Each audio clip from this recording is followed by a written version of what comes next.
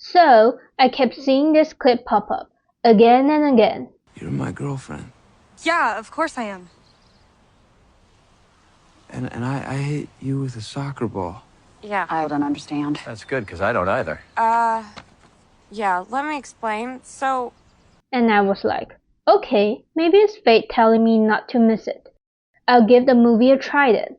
But wow, I didn't expect it to be this boring and ridiculous. Here's the story. Our main character Zoey Miller is a computer science student who doesn't believe in the traditional concept of romantic love.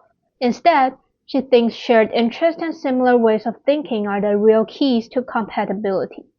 The movie spends a bit of time trying to show this side of Zoey. For example, in a history class, she argues against a story her classmate made up about the origin of Valentine's Day. Honestly, I think that's fine, since it's a history class, not literature. But then she suddenly starts sharing her personal views on love and her dating app to the entire class. It's just the whole concept of falling in love and even romantic love. It's just a product of capitalism. Whoa, hold up, Zoe. So you don't believe in romantic love at all? If it's based on compatibility, I just think that's really hard to find, which is actually why I created my own app. want to invest, just go to GoFundMe. Yes, thank you. Or you can just scan this QR code to invest. Like what? Who does that? She's definitely the kind of person I stayed away from. And she keeps doing stuff like this. There's another scene where she's watching a rom-com with a friend. She pauses the movie just to express her thoughts. Line's a classic, but Hugh Grant says nothing, and then he looks at her like he just farted. They're so formulaic. One person gets their heart broken, and then the other person goes, wait, let me fix it by making a grand gesture with a big speech in public. And yeah, I agree with what she said. But come on, pausing the movie just to dump your self-righteous opinion? Super annoying. Then there's this lecture. A speaker who I assume is a professor in her field shares some life advice with the students. And this is what she says. Remember when you pick a graduate school, it's more than just about AI and zero-knowledge proofs. It's also about finding people you like and that you can laugh with, because one can only spend so many hours in a library. Absolute nonsense. I get that the movie's trying to say love is important or whatever, but come on, as someone majoring in electrical engineering, not the same major as Zoe, but close enough, I think I'm qualified to share my view on picking a grad school. Here's what really matters. First, pick a field you either truly like or one that's profitable. Then, find a good professor who can actually guide you. As for classmates and colleagues, you just need to get along with them, whether you like them or not, because chances are you'll be working with them in the future or even needing their recommendation for opportunities. That's reality. And just when you think the professor's advice is ridiculous enough, the last question in the lecture is so stupid, it's funny. Professor, since it's Valentine's Day, could you tell us as a scientist what your perspective on romantic love is? When you think about all the flowers and the chocolates, the movies, the love songs, I mean, come on, romantic love is a product of capitalism. If I were sitting next to that guy, I'd honestly want to smack him. What a waste of an expert's time with such a pointless question.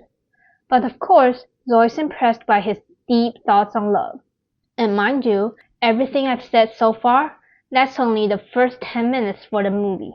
You can already imagine how torturous it is to sit through the rest. Now, let's move on to the other main character, Zach McLaurin, the school's soccer star, hot, popular, the usual. One day, he goes to the bookstore where Zoe works to buy a video game guidebook. While waiting, Zoe starts preaching again. You know video games are now the leading cause of divorce? Who says that? An actuary chart listing the causes of divorce. Seriously? So annoying. On his way out, Zach forgets his credit card, and Zoe runs after him to return it. And somehow that leads to Zach getting hit by a car. She rushes to his side and tries to save him, though the CPR is completely wrong. Obviously just an excuse for them to kiss. When Zach wakes up from his coma, the first person he sees is Zoe. Because of amnesia, he mistakes her for his real girlfriend, Zoey Wallace, since they happen to share the same first name. Now you'd think she would just tell the truth right away or leave. After all, they're just strangers. But nope. Maybe because Zoey has this caring side, she takes alone in the ambulance and stays at the hospital. Later, when she's about to confess, she realizes Zach's cousin is the guy who asked that stupid question during the lecture, the very person she considers compatible.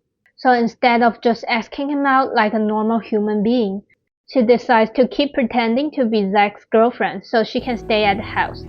Wow, like, who on earth thinks pretending to date your crush's cousin is a good strategy to get closer to him?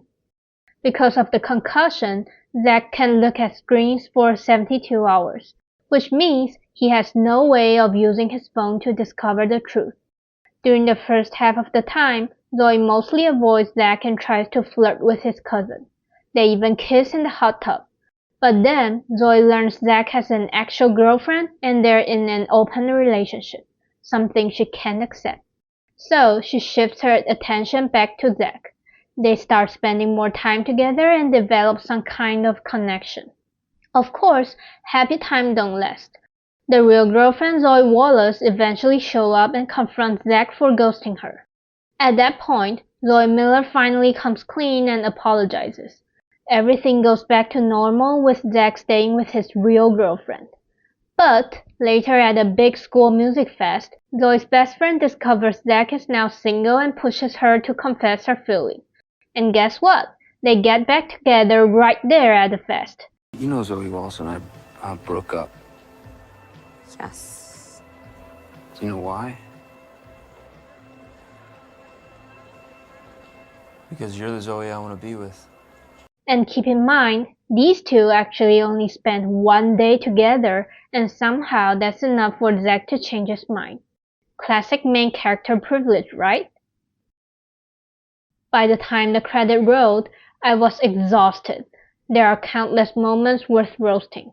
This movie is painfully boring, the climax is weak, and the only times I actually felt anything were when the plot was so absurd it made me laugh. To save you all some precious time, don't bother watching it. Thanks for watching, and if you have any movie or show recommendations, let me know. I love to check them out.